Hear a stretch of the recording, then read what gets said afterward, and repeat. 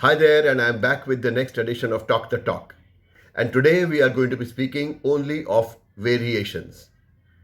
Variations, as we established, are important in order to hold attention, in order to help your message be retained better. Because we are genetically hardwired to notice changes.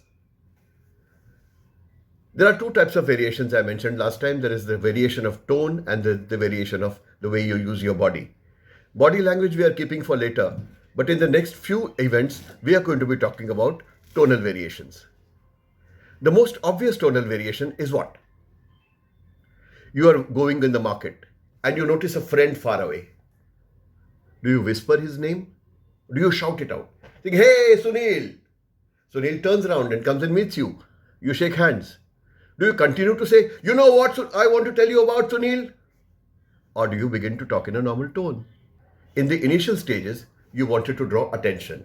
Therefore, you increase the volume. In the next stage of conversation, you wanted to establish intimacy. So you reduce the volume. Holding the right volume at the right time denotes confidence. So a speaker who mumbles from the beginning to the end in whatever he or she says is certainly lacking in confidence.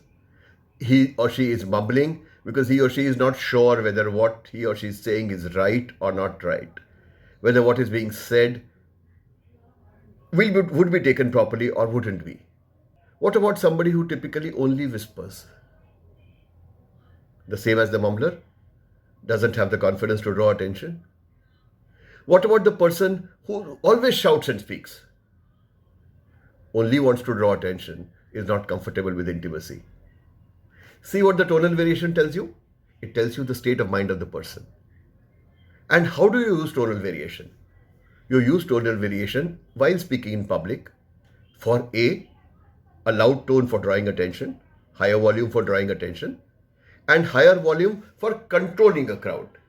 When you are speaking in front of a crowd where people are either apathetic or they are whispering to each other or walking in and walking out, you need to speak at a large volume so that you can control them.